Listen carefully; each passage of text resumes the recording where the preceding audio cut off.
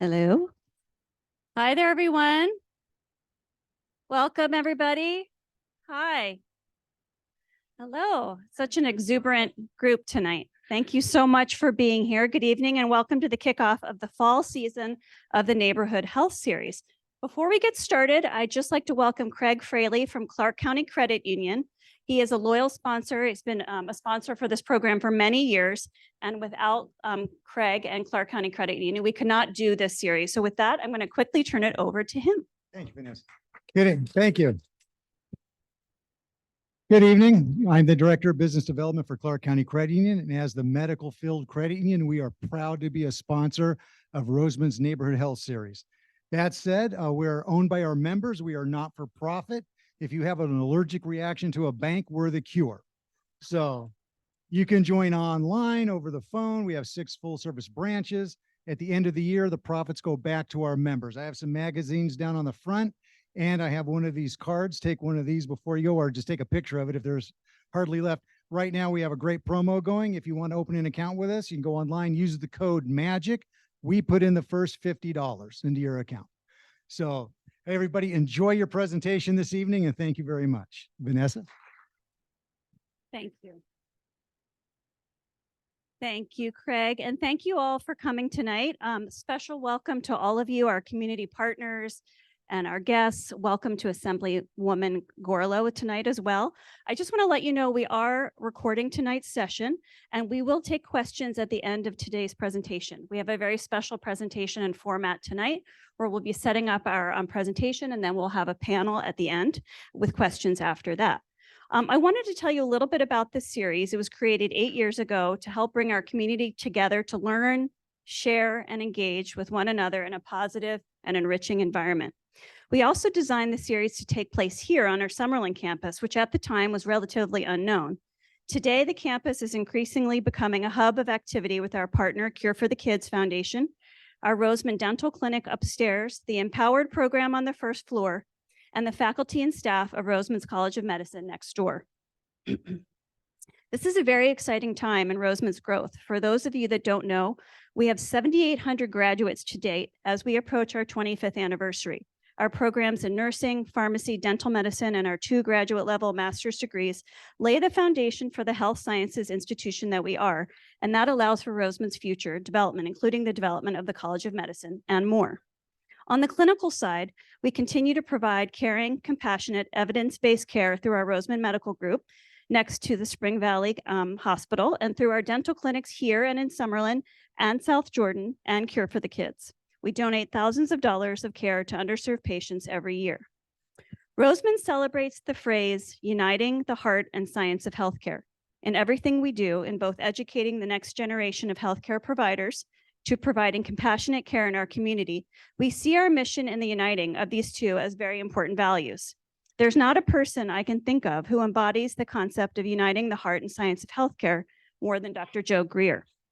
Dr. Greer, Roseman's founding dean of the College of Medicine, came to Roseman with a truly esteemed pedigree, but also with an incredibly humble heart.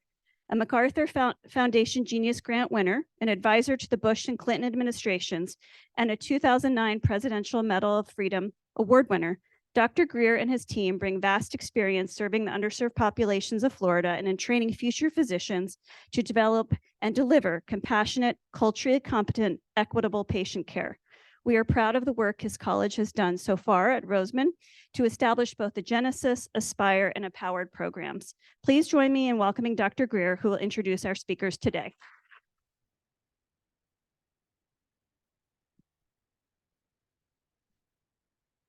Thank you, Vanessa. My mother wrote that. Hi, I'm Joe Greer, Pedro Jose Greer. They call me Joe. And it is a true honor to be here at Roseman. And it's a true honor to be able to introduce Dr. Peterson. We came down here or out here in the hopes of being part of this community of which we feel very much part of, but also to follow in the tradition of what Roseman is. Our co-founder and president, Dr. Renee Kaufman, who is sitting up there, has instilled the passion, the intellect, that the responsibility of an academic center is not just to produce professionals, but produce professionals that are involved in the community, that we as an institution become socially accountable, that if there's a problem, we address it.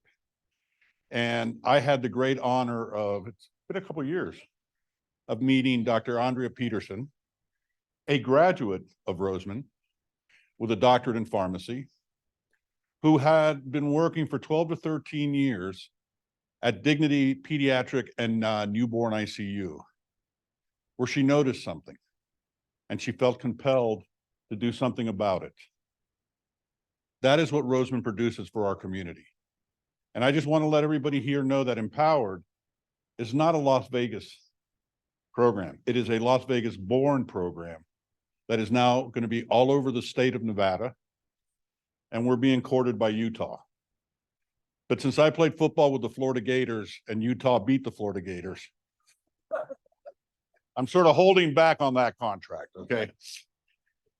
But having said that, after working in there, she co-founded this program, a care coordinated model designed to help pregnant and postpartum women with substance use disorder navigate the path, not just to recovery, but to stabilization and to resilience, and to maintain a family and their children together. And with that, I'd like to introduce one of the most special people I know, Dr. Peterson.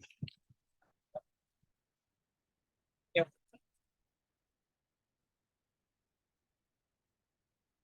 Okay. Well, Joe must know my mom, because I'm pretty sure that she told him this special person thing prepared for tonight. So thank you for being here. It's really, I just feel very grateful that you guys would take your time to be able to come hear about the Empowered program with us tonight. Before we start, I want to take a minute to introduce all of our staff that are here. If you guys will just stand up as we do the introduction. So we have Rachel Mack, who is our Associate Director. Sam Catron, she is one of our certified peer recovery support specialists. Yvonne Hernandez is our care manager. Rachel Williams is our therapist. We've got Dr. Farzad Kamir up there just a little bit further. He is our psychiatrist. And then Dr. Karen Esposito is hiding over on the side, and she is the Senior Executive Dean over, there we go, Senior Executive Dean over Academic Affairs. So before we actually kind of delve into the Empowered program and talk about the work that we do tonight, I want to cover some information. If I can find my, there we go. Let's see. We can hit before we have any technical difficulties. Where did Cameron? Yeah, okay, let's try and click on the slide. You wouldn't know that I've taught for 13 years, would you? Okay, there we go. Okay, so we want to talk a little bit about why we're here today. And in order to be able to do that, we need to talk about some statistics that exist in the United States and also here in Nevada. So you might be surprised, national data, drug-induced death is the leading cause of death in individuals of reproductive age. And so as you're thinking of, as you're letting that statistic really hit home, this is going to surpass any medical indication, homicide, motor vehicle accidents, any other indication you can think. Drug-induced death is the leading cause of death. And it's really important when we talk about that to be able to understand what age gap that's discussing. And so it's actually the ages of 15 to 45. And so it really covers a large span of our population. So again, ages 15 to 45. So this might not be news to a lot of you, because we all, I think, are pretty familiar that we have an opioid epidemic that's occurring in our nation. So let's drive that home a little bit further. What does it look like in Nevada? This data came out of a committee. It's called the MMRC committee. And so those of you that don't, know all of your acronyms, MMRC is the Nevada Maternal Morbidity and Mortality Review Committee. And this committee is made up of different experts from our community, and essentially they review any maternal deaths. And so what they found for 2022 is that overdose was the #1 cause of pregnancy-associated death. And so we read lots in the news about maternal mortality. And so again, I want to really cover that. Overdose was literally the leading cause of death in this population in Nevada. And it's really important to look at the other causes. So I spent years, as Dr. Greer mentioned, working in the maternal child areas. And when I think about all the time that we spent, talking about hypertension and cancer and cardiovascular implications and homicide, COVID, right? Big topic lately. Infection, suicide, hemorrhage. Overdose was literally the leading cause. So I want to touch on just a few other statistics before we head into the meat of our program. But individuals of childbearing age represented 18% of the overdoses in January of 2019 to June of 2021. And this is Nevada data again. Okay. Drug overdoses increased by 38% from 2019 to 2020, with 4 in 5 of those overdoses occurring in the home setting. So a lot of times when I talk to community partners, there's always an interest. What did this look like in COVID? Do you think that you had more clients during COVID? Well, the answer is yes. Okay, we know that overdoses increased. For the number crunchers out there, 35% of pregnant women enrolled in Nevada Medicaid had a claim for a substance use disorder service or treatment from July 1, 2021 to June 30th of 2022. And that had a cumulative payment of $6.9 million. Okay. So again, just to kind of drive home what this looks like here in Nevada. So what is the solution, right? I've given you some pretty heavy statistics. We've talked about what this looks like in the United States, talked about what it looks like in Nevada. What is the solution and what can we do in our community? And the solution is why we're here tonight, because the solution here specifically, as we're talking in this room tonight in Southern Nevada, is the Empowered program. Our mission here at Empowered is to support pregnant and postpartum individuals who use or have used opioids and or stimulants for any reason with a tailored, person-centered approach designed to empower individuals to be prepared for the birth of their babies and to thrive as a caregiver. And a couple of things the pharmacist in me is going to outline for you. You're seeing opioids, so that's going to be things like oxycodone, fentanyl, hydrocodone, and you're like stimulants. I don't know that one as well. So that's going to be things like methamphetamines. That's going to be stimulants. So we support individuals who are experiencing struggles with opioids, stimulants, and or a combination of both. Now, I want to really pull another word out here that you might not know, and that is that word of a tailored, person-centered approach. Okay. So you're like, all right, I've heard about different behavioral health programs. So what does a tailored, person-centered approach mean? And so with that, we're going to do a little hands-on activity. So I do need some volunteers. I'm sorry, again, this is the teacher in me.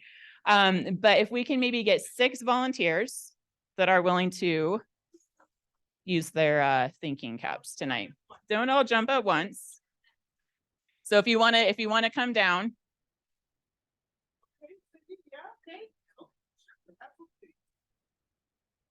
Okay. So as we have a few coming down, thank you. Let's see, I'm going to start calling out names.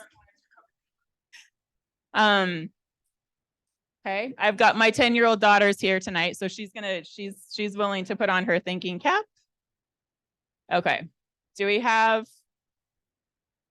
Okay, and we have got Dr. Esposito. That this is going to be tough. I'm a little worried. We may actually come up with a solution. Okay, so what you're seeing here, okay, as everybody's making their way down, what you're seeing is a block of wood with a nail. And you're like, all right, a block of wood with a nail. What do we do? But as you think tonight about this activity, I want you to think about that nail as being our patient or our client. Okay, so this is our person. And when we look at these different nails, there's 12 here, just so you know. As you look at these different nails, we're going to think about these different nails as all of the things that play into a treatment plan. So we'll go into detail, but it might be something like medication, prenatal care, therapy, things like that. So we're going to give them a timer. We're going to give them 3 minutes.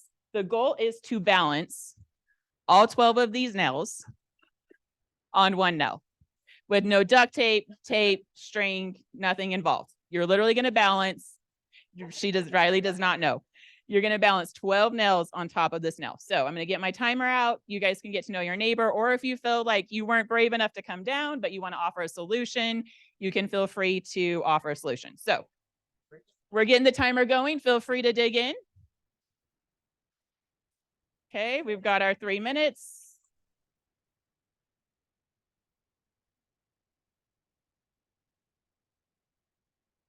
Okay.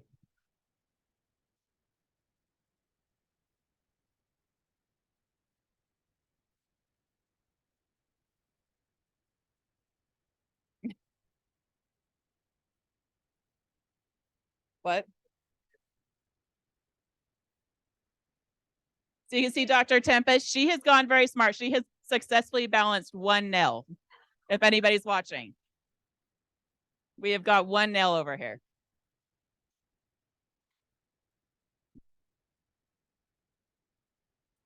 Oh, wait. I am confiscating the, It's about collaboration. it is about collaboration.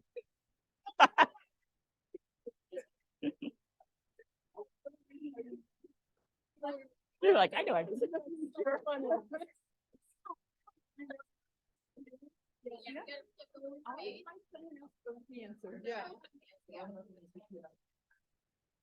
Yeah, you have some help.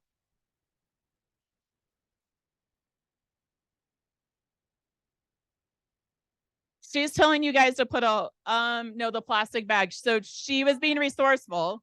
She said, put a hole in the plastic bag and balance it, but it just is the wood and the nails. Thanks for the thought though.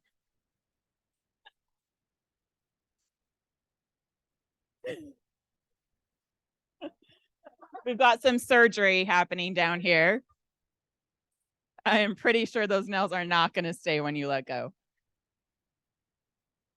Oh, you also have to let go. Sorry.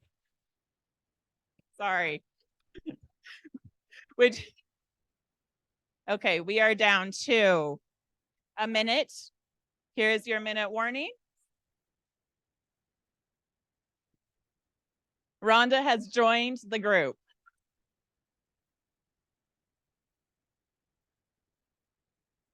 Oh no, she might figure it out.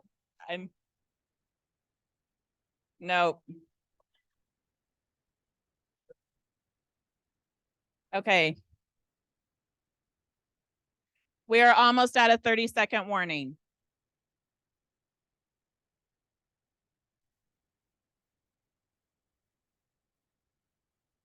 Anybody have any other tips before we finish up? Did you Google it? Oh,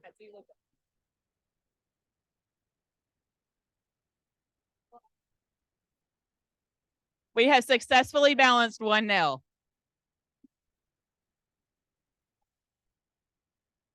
These guys doing it. Oh no, did Rhonda get it?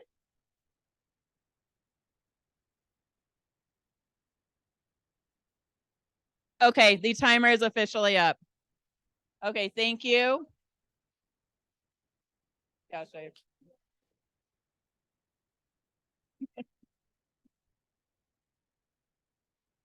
We have got one.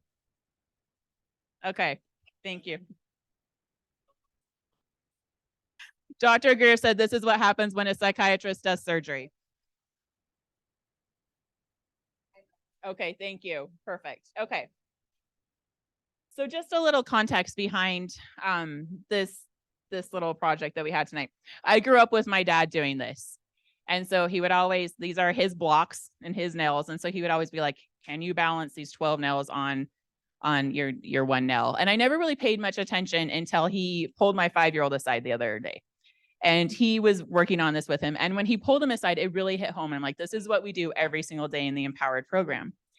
And so when you look at our person, right, every single individual that we serve has their own unique set of needs and their own unique urgent need.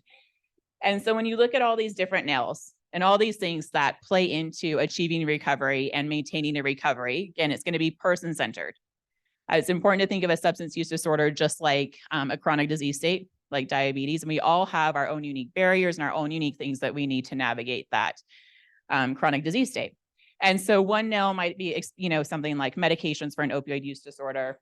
Another might be prenatal care if you're pregnant. Social determinants of health really each deserve their own nail, right? So when we talk about housing, transportation, food insecurity, if you don't have a phone or access to that, government issued ID, peer support, super important, group therapy, right? All these different things come into play. But when you try to balance one, it might stick there for a minute, but not very long. And when you try to add on another modality, there's no way that you can balance all of them. It's only when each of these things are interwoven together and collaborate and work together that you're able to successfully support that one patient. So I will prove to you that it is capable of doing this. Okay. So again, we've got our patient And we've got all of the different things that play a role in our treatment. This is not YouTube, this is me. Yes. So again, 12 Nels, with each of them interlocking, collaborating, partnering, and being interwoven together.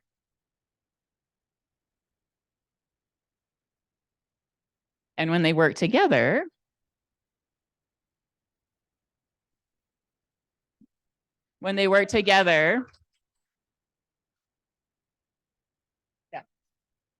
so when they work together, you're able to successfully support that one patient. So I'm kind of connect the dots. And in order to be able to connect the dots, I'm going to bring up Rachel, our associate director, and she's going to discuss some of the elements or the core elements to our program. And then we're really fortunate tonight because we have some clients who really generously shared their time with us to educate us as a community.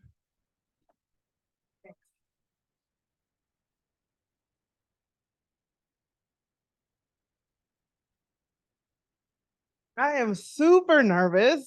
This is a really good turnout. My family is here. My baby is here. Some amazing community partners. So thank you all so much for showing up, our amazing clients. So I am going, if you hear me breathing a lot, it's because I'm nervous. I'm not like, I didn't just run or anything. I'm just trying to pace myself.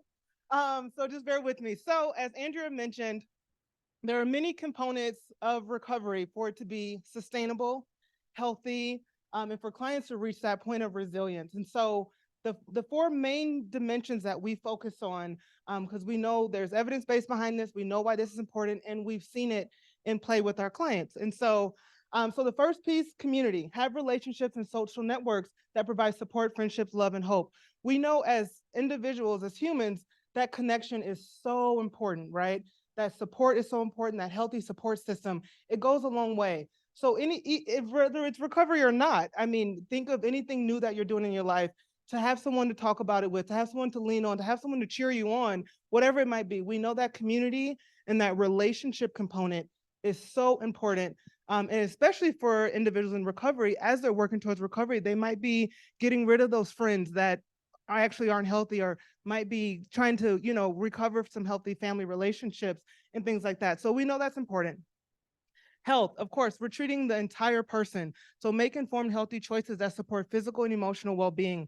One thing I'd like to highlight, the Empower program has a great partnership with Roseman Dental Program. We know dental plays a huge role in physical wellness, as well as clients that are working on their recovery. That's one area that they've lacked regardless of recovery. I don't even go to the dentist. So I'm trying to get my foot in the door. I got my family connected to Roseman Dental. Like, we're all trying to, get on that foot, because we know, again, your entire self being healthy and treating your entire well-being, it goes a long way.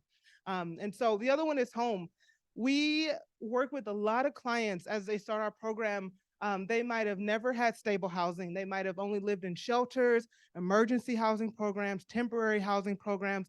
And typically, if it's a shelter or temporary housing, that's usually like a motel, something small, something uncomfortable, something that has only a microwave and a mini fridge when it comes to preparing meals for families.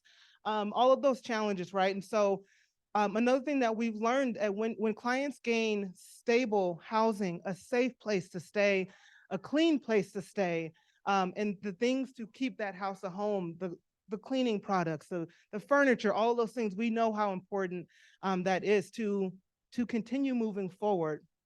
We've learned with our clients, if they don't have stable housing, it's really difficult for them to think about, oh, I do have an OB appointment that I need to go to, or just staying organized, all of those different things, right?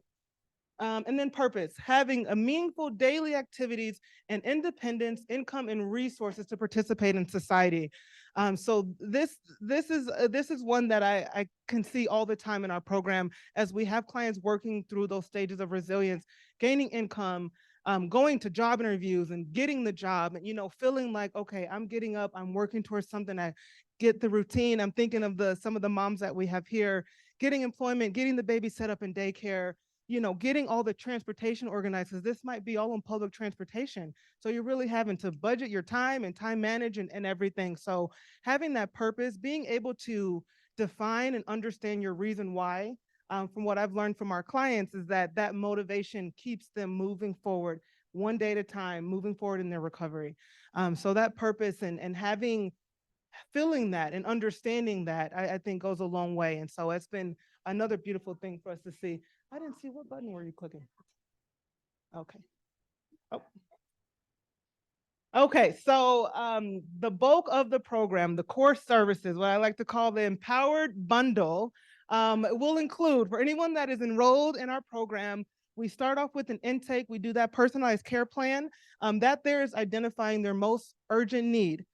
And I'll tell you, from our clients, we have a very diverse population. That most urgent need might be shoes, it might be prenatal care, it might be shelter, it might be leaving a domestic violence situation, all kind of things. That most urgent need could be so many different things, but we're wanting to get their understanding, what is the most urgent need for you? Because what might be urgent for me might not be the case. So we want to get that personalized care plan, address those most urgent needs. Thankfully, we have amazing funders that help us. We have food in our office, we got clothes, we got shoes, we have hygiene kits for clients to clean up, whatever it might be. We can address that in the office, and then we can move forward.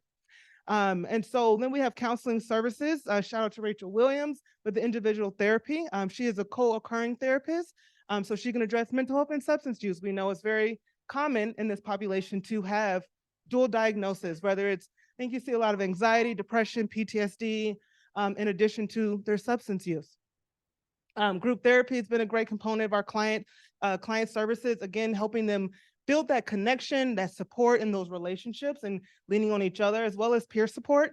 That's Samantha. And then we have another peer who's not here, Queenie. They're certified peer recovery support specialists. And so they're in long-term recovery. So they can really understand, and there's evidence-based research behind why peer recovery support is so important, right? They're working with someone who gets it, who's been there. What's amazing about Sam, she's navigated the services here in Las Vegas.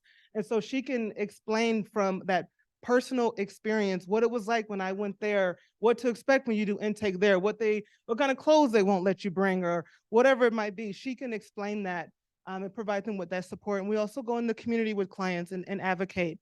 So that goes a long way. And then health education.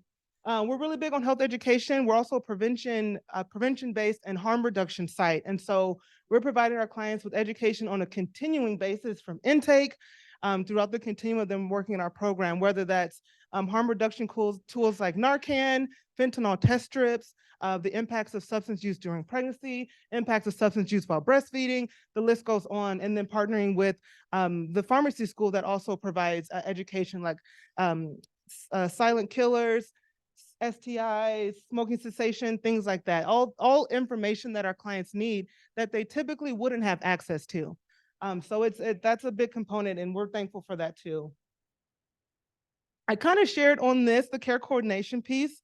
And it's getting, the main thing of it is getting clients connected to services and navigating. And this starts at intake throughout their entire continuum of them working with our program. We have clients, depending on their experience, they reach different moments of crisis or whatever it might be, where we're reevaluating that care plan and seeing what resources or needs are important.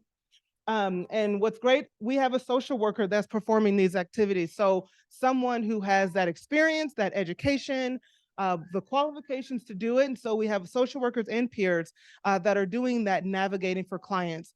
And what that might look like, thinking of one of the last clients we had for intake, she came in needing treatment. So she was 10 weeks pregnant and using methamphetamines, and homeless also. So she came in with her bags.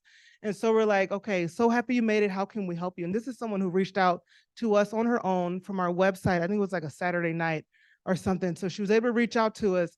And so we got her in for intake. She was so happy to be there. And she wasn't leaving until something was happening. She needed a plan, and we understood that. She said, I got all day. She went through the snack bar in our office, we had time for a tour after. We got snacks. She made her way through the snack bar. She said, I'm not leaving. And that's okay. Stay. We're figuring it out. We ran into many barriers and many challenges. I'm calling Andrea in Utah, trying to get things figured out. This population has a lot of barriers, whether it's lack of identification, insurance, whatever it might be. This client had barriers, and so we were trying to navigate through them so that she could leave from our office into stable residential treatment. All these things came up that it doesn't even matter to mention. But anyways, it was successful. And she wasn't leaving her office until then. But before that, she made sure she had hygiene products while she was going there. She ate food. She brought food with her. All these things that they need. And so we're meeting them at intake, addressing that most urgent need, and then we're continuing to follow up with them as often as they need. And so examples: referrals to prenatal care, medical care, and resources to address the social determinants of health. Just want to highlight one of the biggest barriers that we ran into when it comes to accessing food in this community. If you do not have government issued valid identification, typically it is very hard to access the neighborhood food banks in this community.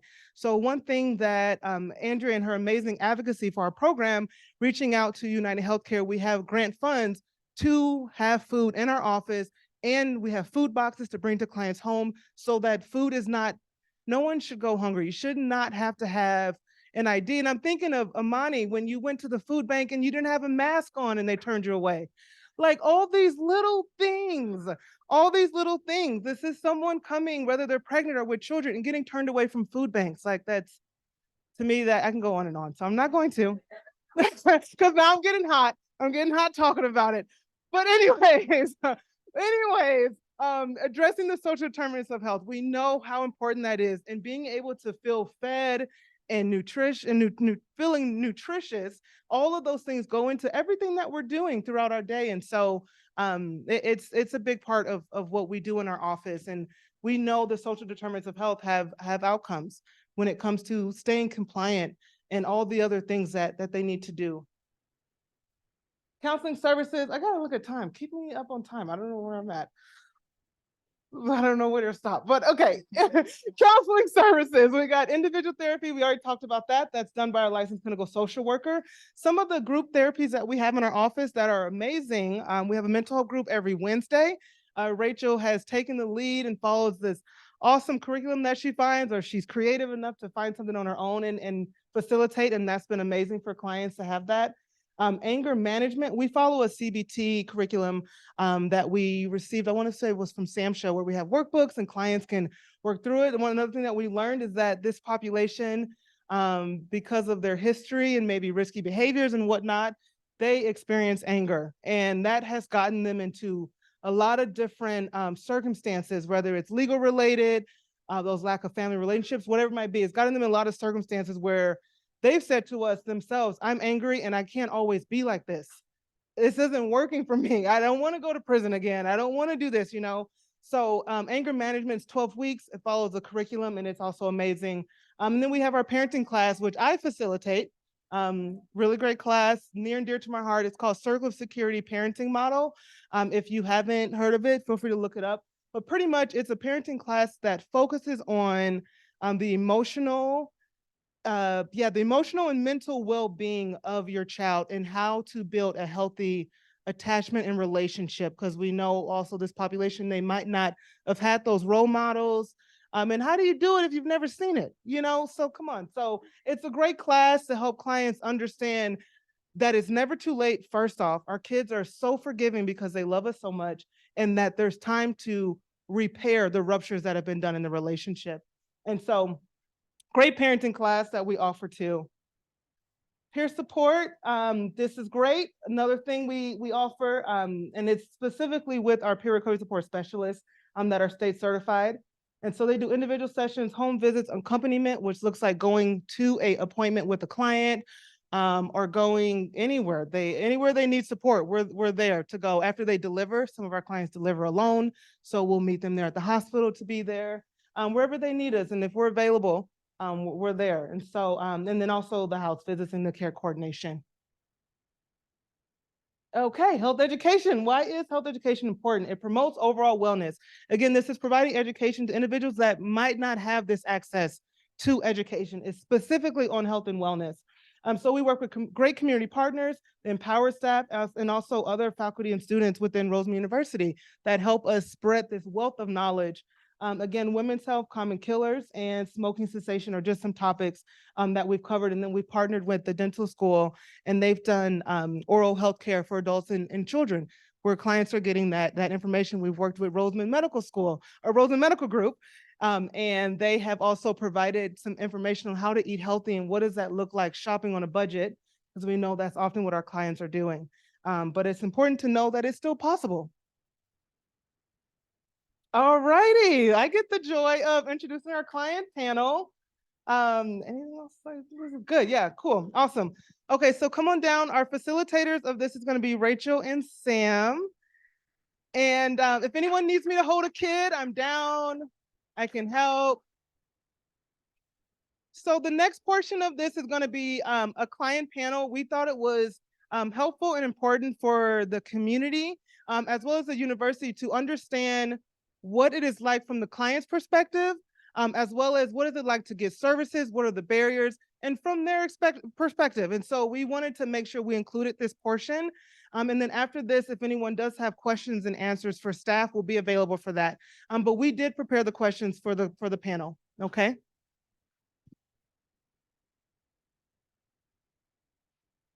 There.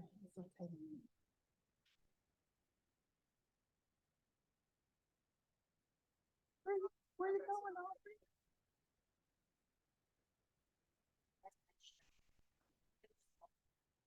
You guys want to read that one? Testing. She said we're gonna give that to the, Yeah, okay. I can put that part. we'll just give it back and forth. Just somewhere right here. Just for a moment again.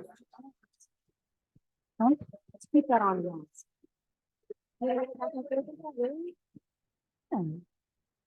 You don't want to?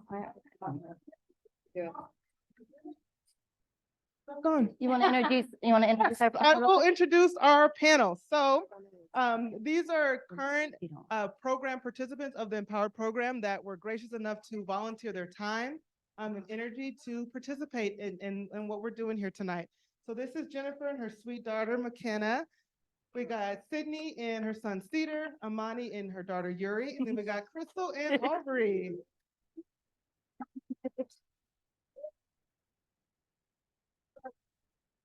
As I mentioned, we got questions prepared, so they're gonna ask questions, and I'll pass the mic back and forth, and just let me know wherever you all need me. Okay, we'll probably just stand up. We sit a lot during the day, sometimes getting some paperwork done. But thank you, ladies, for joining us tonight. We are so honored, and it really, I love hearing like clients' experiences in different community services. That's really speaks to me if I go to an event. And so we are so grateful that they came, because we can talk about what we do, but showing you guys what we do and them telling you what we do goes so much further. So we got a couple questions. We're going to have the ladies go down and kind of answer some of these things together. But the first question I wanted to ask you guys, and we'll start with Jen, is like, why now? What's your motivation to take these steps for recovery now? Oh God.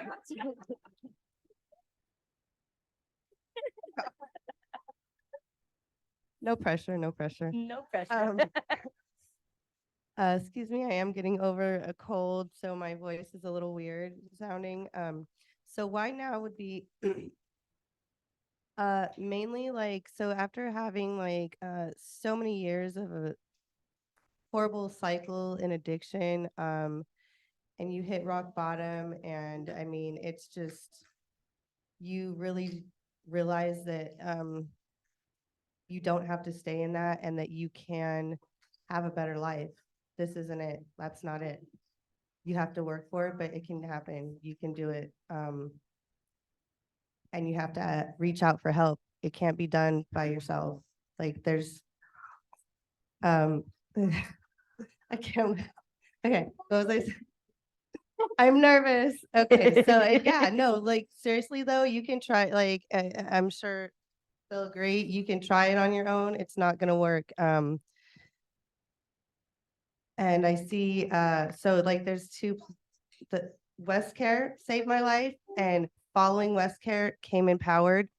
Empowered, like, oh, I know this is just a why now question. Let me just stick to the It's question. okay. Anyways, I just see Miss Irma from West Care, so I'm like, anyways, why not now? You know, it's there's a better future. You can have a better future. Okay, let's go to the. It sounds, and for you, Jen, it sounds too like why now also, like you might have had the right supports in place now. So thank you for sharing some of that. Sydney, what about for you? Why now? What's been your motivation for recovery? Okay, so why now? Because of my boy, Cedar. So I wrote a little thing on this. It says, the prize of my baby boy Cedar has been my biggest motivation to change my lifestyle and become sober. Having the support system, the program has made me feel like it's possible to start and continue on this new path. So like Jen said too, I feel like help is necessary. And that's one hurdle that I've learned is to ask for help and accept it.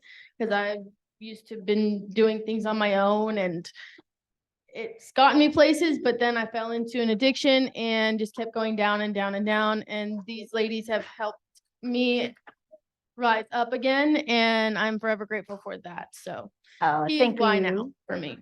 Thank you, Sydney. So Amani, same question. Why now? What's been your motivation?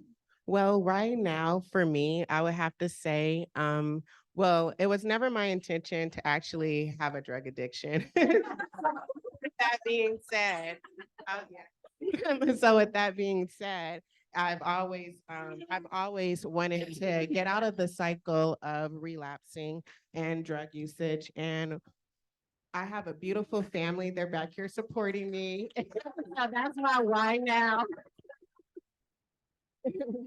And I have to say that I have an amazing program, Empowered, that has been super supportive every step of the way.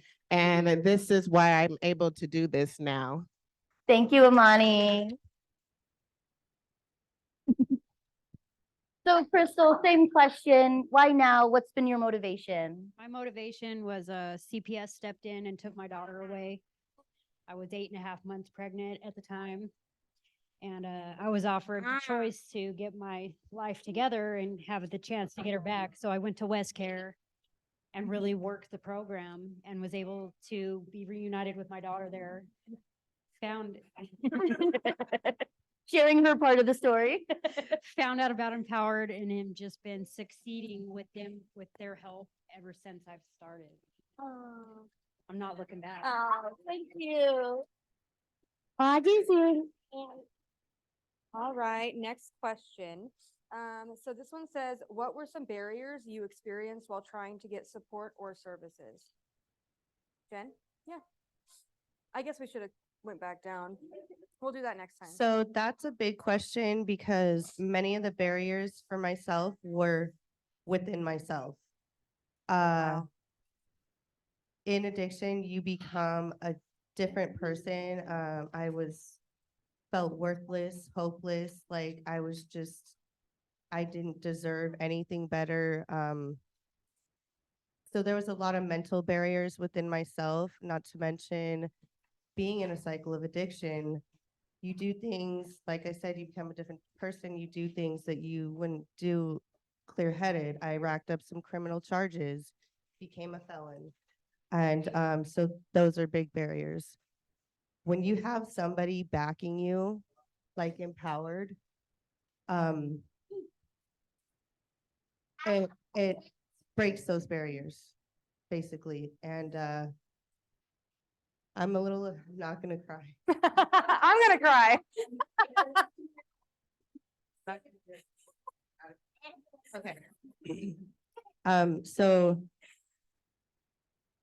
yeah, so the mental barriers within myself were the major thing I had to overcome, and then having Empowered as the support, the incredible support that they give you, is just a barrier breaker, and in many capacities, in so many different aspects. It's just, I don't think I would have been able to, do it on, well, I wouldn't have been able to do it on my own. Okay, next. Thank you.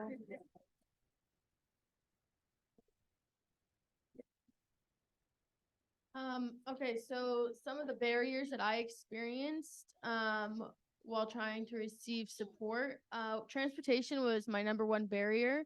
I tried to do IOP the outpatient treatment, and I wasn't even able to get to my one therapy appointment I had at Bridger because of I didn't have money for gas, nor is my car registered or insured, but ultimately I didn't have gas to even get to my therapy appointments. And I wanted to do IOP, but that was another 3 days a week that I didn't know how I was going to get there, so I didn't do IOP. I went to a ultrasound and they referred me to Empowered, and ever since they've been helping me along the way with transporting me there to my therapy appointments, or if I needed to go to the food banks or diaper banks or stuff like that. I didn't have the stress of, oh, if I'm going to get pulled over, or oh, if I'm going to run out of gas. I ran out of gas one time going to my therapy appointment at Bridger, and that was super stressful. I was pregnant, and those type of things just lead you to want to go back to using, because you just are like, I give up, or like it's not working, or I'm trying so hard, and just feeling frustrated, like you want to throw your hands in the air. And so that's one of the things that was a barrier, but has dissipated with Empowered. And honesty has been another thing that's been able to help me just talk about things with them and not feel judged about things. Thank you.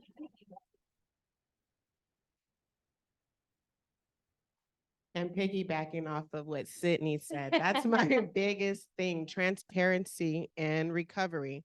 A lot of places you go to, they're like, yay, we're gonna help you, but you have to stay clean.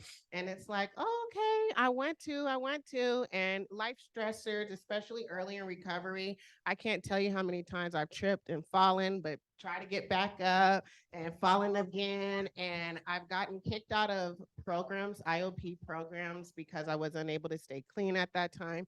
It's not like staying clean wasn't a big factor to me. It was very important, but it was really hard. I didn't want to change my people, places, and things at that time. So it was really hard. And I found this program. Somebody actually referred me to this program. And with being in this program, I was able to be 100% transparent. I was able to let them know, hey, I unfortunately relapsed.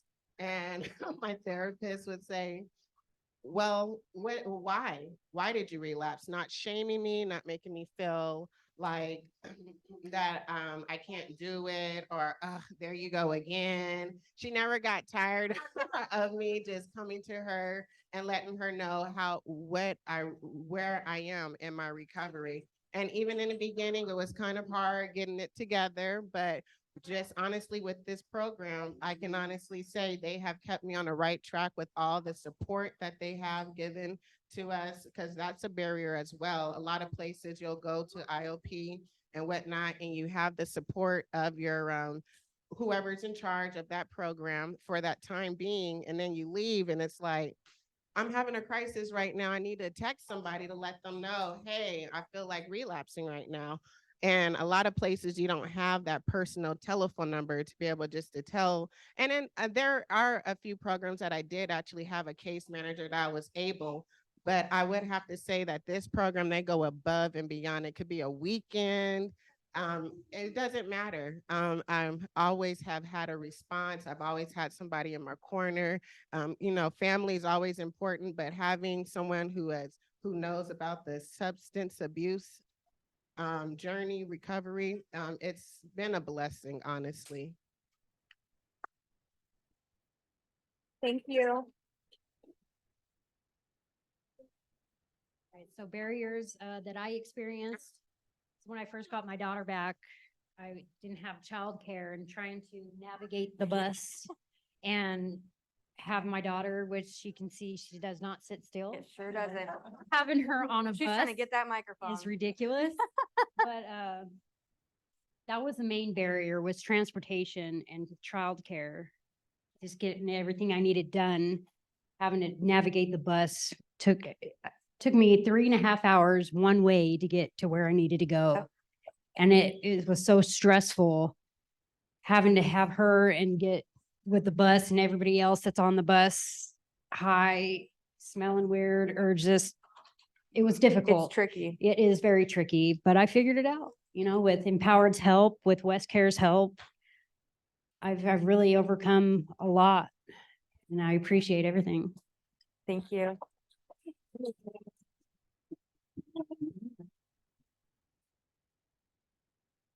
So now we want to kind of switch and talk a little bit more about like what Empowered's kind of done for you guys. So what are some of the benefits from the services you've been able to receive at Empowered? I have We can start here. We'll pass it down that way. so I have been able to get my birth certificate, social security card. I recently got my 18-year-old with me, and I was able to get his social security card, and we're going to be working on getting his his birth certificate next week. So Oh, awesome. Thank you for sharing some of those with us. Same question, Amani. What are some benefits that you've been able to get while you've worked with Empowered? I'm like, there is not enough time to even say this program. Well, I would have to say the first refreshing thing about this program is it is a program for pregnant women in recovery. So I have to say first, Miss Rachel has spoke on this about the parenting classes. Mwah. They I are agree. fabulous. They've really helped me to really take the time to really just truly nurture and really just relate emotionally with both of my children. I know it was geared for babies, but I actually was able to use it for my daughter, and I have a 7-year-old son as well. And I that was the first thing that I absolutely fell in love with. Also, it's not really just about recovery, it's about mental health as well, because when you're healthy up here, everything else will fall into place. And I have to say, Miss Rachel has done an amazing job every Wednesday. Her mental health classes are phenomenal. I promise you. I text my family and tell them this is what I've learned, because it's not just for me in recovery, it's for others. It's honestly all these skills we all could use. And so that's one thing I have to say that is truly a benefit, because sometimes you get a little tired of hearing recovery, recovery, recovery. You know, what are your triggers and all this other stuff? You want to hear something like, oh, let's take a deep breath. My favorite thing is dirty pain, basically causing extra pain, thinking about things over and over again, because I do that all the time. So it was really nice to learn about that and how to navigate through dirty pain, as well as just a lot of the educational things that they have. We have sober socials once a month.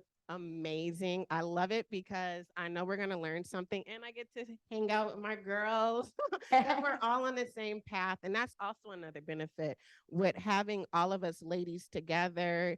I promise you, it's just a loving environment. A lot of other places I've been to, it gets, with a lot of women, it can get kind of messy. But here, I promise you, it's all love. And they did not pay me to say this. It's just all love here. I promise you, from the staff all the way to us, the patients. We love this place, and it makes you feel good when you're in an environment where you can feel love. You know that you're cared about. You know that you're important. And so I would have to say, just knowing when we have the sober socials, back to that, they're educational. So we've had some on financial literacy. We've had yoga in the park, which is so much fun. We actually just recently had a cooking class that was phenomenal. We learned about they don't call it a pyramid anymore, it's a plate. So we learned that back in 2008, it was changed. So that was amazing. And we do lots of other different sober social. So those are my favorites as well. And I would have to say, just another benefit is just all the embrace and all the love. Oh, thank you.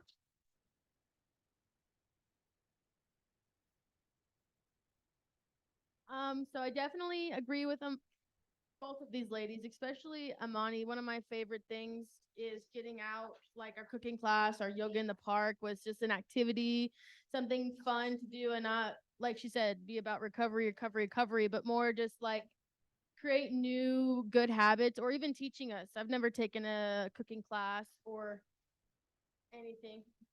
Yeah, I get it. Yeah, just keeping him quiet. Thank you. Yeah, thank you. I found it in my pocket. So what I wrote here is it's also the encouragement to do well, stay engaged and stay sober. Like also too, they had gotten us YMCA passes, and I'm gonna utilize it. I've been wanting to. My car's finally working again, but anyway, so I'm excited about going there. They have the childcare to watch him. It's part of the package while we can work out or during the summer go in the pool, whatnot. So just even the idea that the freedom to be able to do something like that has been like, oh, I can go do something and like he can be watched and it can be, a good thing. So that's helped. So yeah, that's just a couple of the things that have benefited from Empowered on top of everything else. So. Thank you.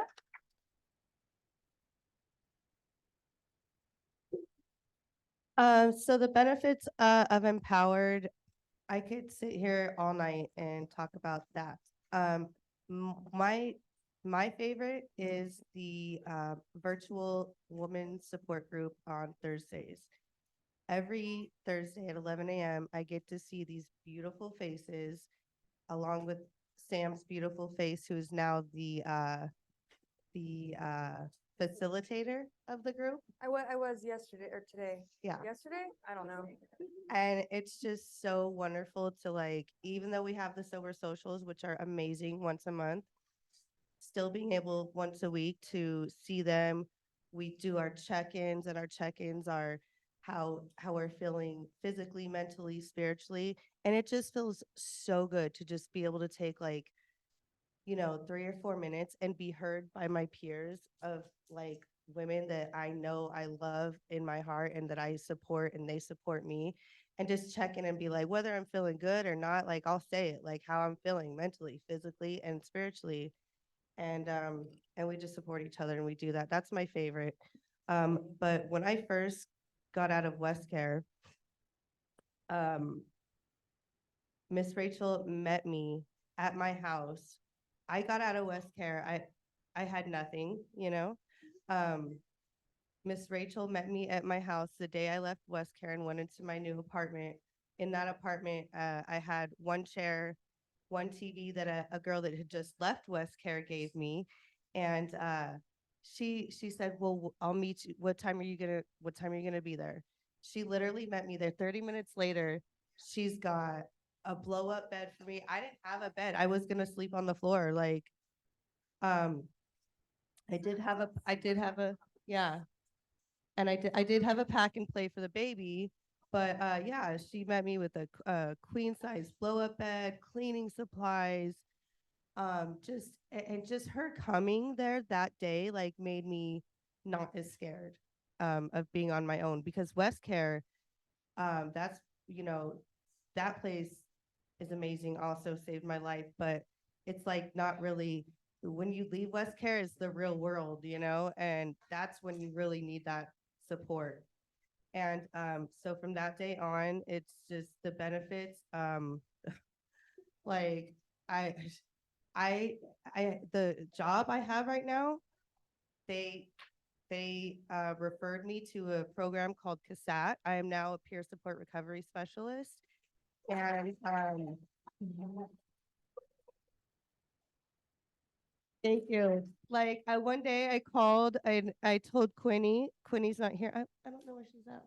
Yeah. She's out of town. Okay. Well, I told her, I said, you know what, Quinny, like, I want to work in recovery, And then, like, a month later, she calls me and she's like, hey, we have this opportunity. And I was like beyond happy. Like, I was jumping in the air, like, and no, I'm just in my apartment. The baby's looking at me like I'm like, what's going on? Like I'm crazy. Anyways, and then when I was in West Care, they provided me transportation to go. I needed to go get my social security card, my ID, things like that, that I was so stressed out about because I was going to have to get on the bus. We only had certain times we could leave, So I was gonna have to get on the bus with the baby, try to go get this done in the time that I'm, that I have. But they offered me a ride to go do these things, and I was just like, it just made it so easy and so much better. How much more time do I got to talk about the benefits? Yeah. I'll talk. Okay, are we done? We're not done. We still have more questions. Okay, you want to pick the microphone back up? Sure. Yeah? Okay. My next question is, what does empowered mean to you? Empowered means to me literally like love, support, help. Oh my gosh. They all wrote notes and I didn't, but should have wrote notes about this one. I practice it at home, but now I am trying to blank. Empowered to me is just literally like support, love, like I'm not alone. There's somebody there for me. Like, and I call all of them a lot. Like I utilize their services You do. for peer support. Yeah. Sam knows. Call her a lot. Yeah, it's just like family, really. Like I feel like that it's family. And then these ladies, family, like it's just like warmth in my heart when I think of empowered, really. Um, Thank you. thank you.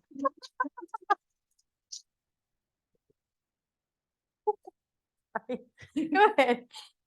So empowered has most definitely been a blessing. I wouldn't be here literally without them. So I did write something for this. I just have to find it. Okay. I wrote an acronym. It's a little cheesy, but anyway, it says, what does empowered mean to me?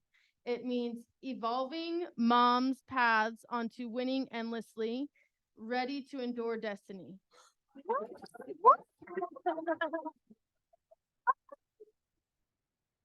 Wow. Thank you. How do I Thank you. follow behind Sydney? Let's just end it here.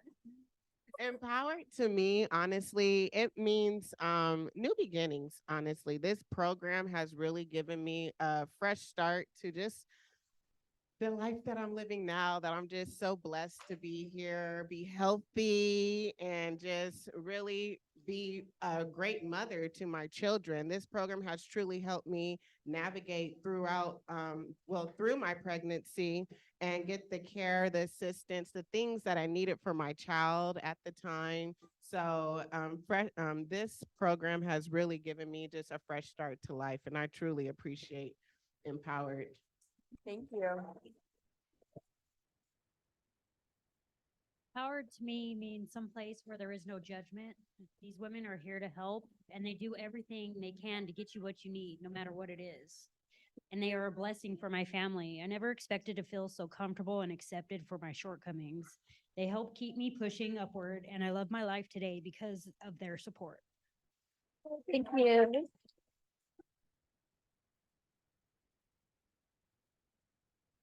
Yes, you can. I have to say this too, because being a mother, sometimes it can get you can get very anxious when your kids are doing a lot, when you're doing certain events. And I have to say that this program is a program that truly includes children. All of your children, you see our kids, mama doing all this, and Miss Rachel has picked up our children for us. I mean, it's truly a family, and that truly means the world to me. Not feeling so anxious when you're taking classes and trying to learn, and your kid might be distracting, because we're all moms, and that's what makes the difference for me with this program, Empowered Moms. Thank you. What? One more? All right, so to wrap it up, we're gonna just talk a little bit about what you guys think needs funding from your experience, because you guys are the experts out there in the streets, working these resources, knowing what is available and what's not. So that's my question to you guys now. What do you think, or what areas do you think need funding from your experience? Transportation is the biggest one. Okay. and places to get you off the street, just housing, temporary, whatever, just to get you off the street until you can get the stability you need. Thank you. Amani, what about you? I put, I was thinking a lot, and I know transportation was one of them, as well as laundry. Always said, because you don't want to go anywhere dirty. And I mean, having clean clothes has been just, especially a lot of the places that they're rehousing us into don't have washer and dryers. You literally have to pay to wash your clothes. So just more resources for laundries. A lot of the places they do have laundry resources, but it's like one load. And with being a mom, I'm like, I don't have just one load of clothes, and neither does my Yep. daughter. So that's another barrier I would have to say. As well as I know our office, we were closed this week because they had to do some stuff. So maybe some funding for more staffing so that we can have. Thank you, Amani. Not be closed on us. But yes, other than that, that's where I feel like a lot of the funding should go. Thank you. Sydney, what about you? Where do you think funding could go from your experience? Where needs to go? So piggybacking on both of them, transportation, I put number one. That I remember one week there were some issues with the transportation, and I just felt stuck. We did get it back going just fine, but it just reminded me of how grateful I am for the transportation that is provided and how much it has helped me from before when I didn't have that option. So the transportation, we appreciate you guys keeping that up and helping us with that, definitely. Especially in the heat, like you don't want to be going nowhere, walk in, you might get a heat stroke or Yeah. but anyway, that's been great. Healthy activities, like I said, like the YMCA or things like that, just kind of creating these new habits that make us feel good. And maybe some fun stuff, it sounds like, too. Yeah, definitely. What was that? Yeah, women's retreat. Yes, for sure. Now we're getting specific. I love it. At the beach. No, I'm just kidding. For at least 3 days. No. 2 nights. No, I'm just kidding. Healthy living and so environmental. So like I became a hoarder over my addiction, and Rachel has come help me kind of clear some things out, and it's made me feel a lot better mentally and less cluttered in my head and feeling like the baby has some space to move around. So I don't know if this has anything to do with the question, but that's really helped like environmentally just to they did just get this grant for the Deseret Industries. We got a vacuum. I needed a vacuum, and that's helped immensely. So that was amazing. And kids' clothing and utilities. I've been struggling to find resources, but with their help, I've been finding resources for that. So those are what I wrote down. Thank you. All those ideas, absolutely, I agree with. Definitely, the transportation is a huge help for us. That's funds should definitely keep going with help with the transportation. Okay. I would agree with more staff for our I love it. late night crisis calls. Thank you. Yeah. The vacation funds, that'd be good too. The women's retreats. No, but yeah, so there's a lot of things, I had something in my mind and I didn't write it down like these.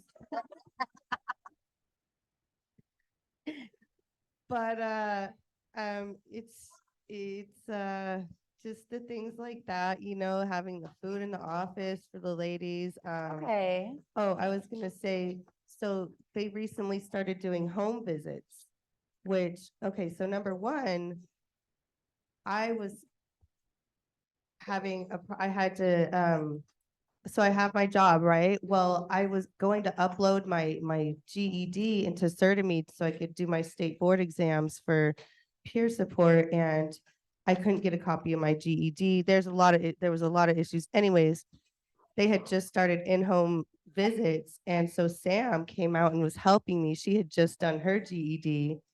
And so, definitely, keep the funds for the in-home visits. Ah, okay. So that's a really That- nice, convenient piece too, if we can come That out to helped you. me so much, so much. Like, Oh, I love it. Thank you for sharing that. I'm not done.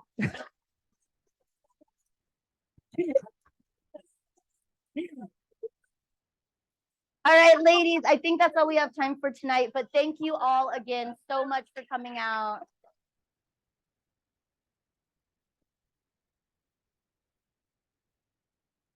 And being Okay, thank vulnerable, you. sharing your stories. Thank you.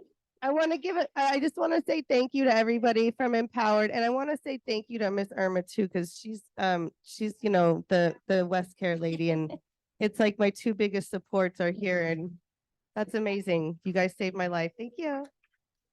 Thank you. I just wanted to say thank you too. Thank you everyone for everything. We appreciate you.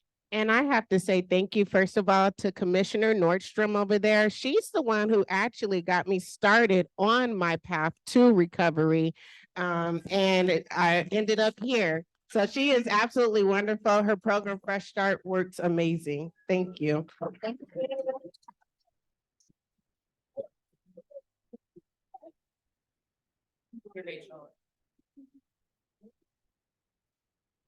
So with that, we're going to take a quick photo and then we're going to open it up for a few minutes of just questions and answers with the staff if there's anything specific. So if there's anybody who has a quick question.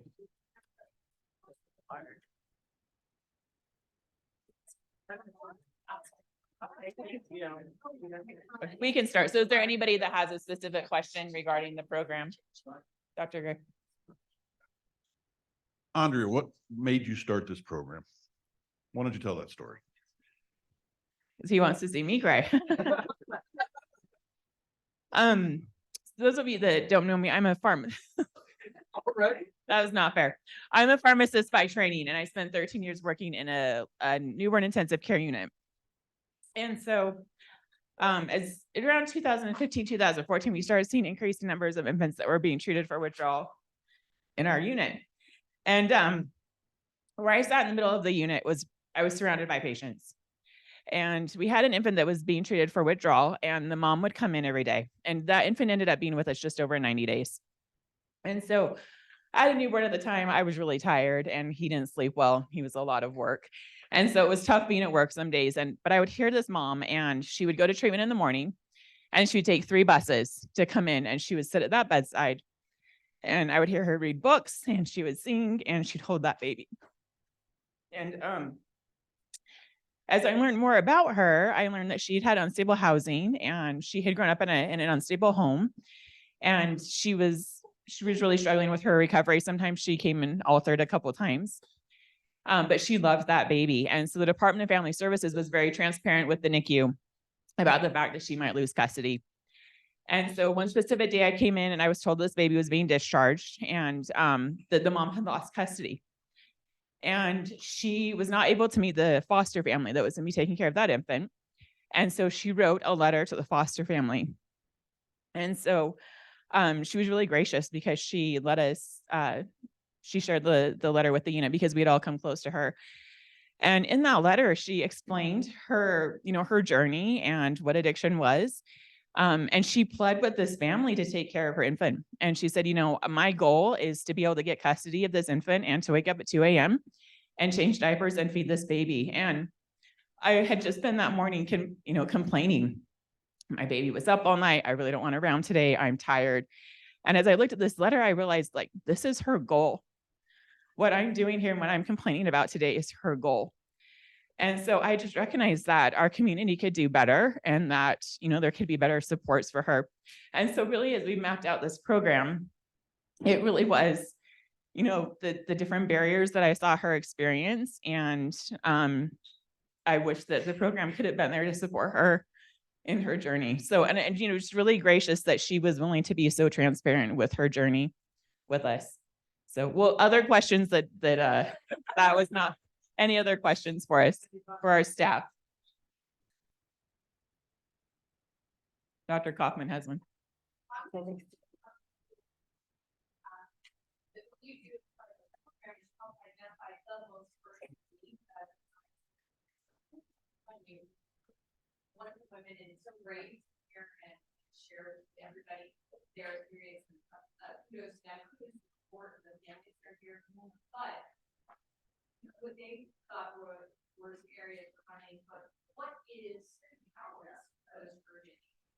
That's a great question. Yeah. Yeah. That is a great question. Yeah, I can take it. What is Empower's most urgent need? I feel like we might all have a different answer, but I think so. What we've learned, part of my position as associate director is a lot of community outreach and increasing our community partners. We heavily rely on community partners to provide those services that we don't do in the office. So as a result, community outreach has gone so big that we have a very diverse variety referral source. So we're getting clients from so many different places. And thanks to Jason and all that he's doing on social media, clients are finding us online. We got billboards now. We have our website, all these different things. So clients are coming in a lot at a time. So I think the more staffing could definitely help at some point of time. As we're continuing to grow, we're constantly having these conversations of what is our capacity or what does it look like? We have a hard time discharging. I'm looking at my staff because the clients love us and we love them. So it's hard to discharge clients, but we know how important that piece is of helping them come from recovery to stabilization to resilience. And resilience at some point would be discharge so that we can continue to take the incoming clients. So we're working through that, getting organized. I think it's a good problem to have. I started off in the program as an MSW student as the program started that year in 2018. Who knew we were gonna blow up like this? But it's been amazing. So like I said, it's a good problem to have. So I think I would say the staffing could help. That's the first thing that came to my mind. I don't know if you thought of anything else. I think that active communication, like with our community partners and helping us break those barriers down. I know it's kind of difficult to, once we refer, we sometimes lose that contact. And then when they return to in our community, it's kind of difficult to re-engage. So just really like maintaining that, the partnership, but the communication between the partners. Yeah. And I would just add to that with, I think, experience with our clients is housing within the community. And we'll take one last question.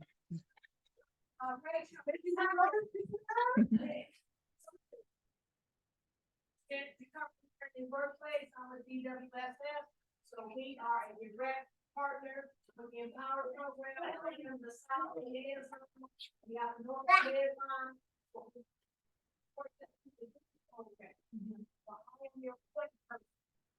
I will work hand in hand with you in reference to your clients who are in your program now, because we leave no one behind. Right. Yeah. Get the support them up to 2 years.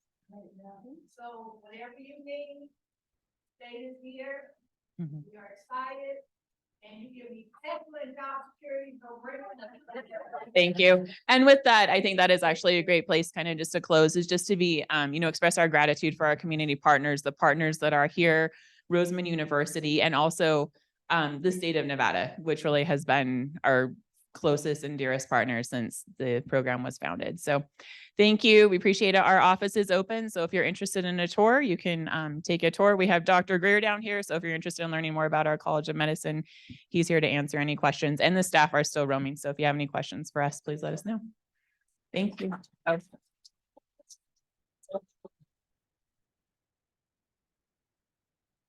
Thank you. Just want to let you know our flyers here if you'd like to come to other neighborhood health series. And also if you'd like to find out more about Roseman Medical Group or Roseman Dental, there's a flyer up here as well as Clark County's materials. Thank you to the Empowered team for being here and have a wonderful evening.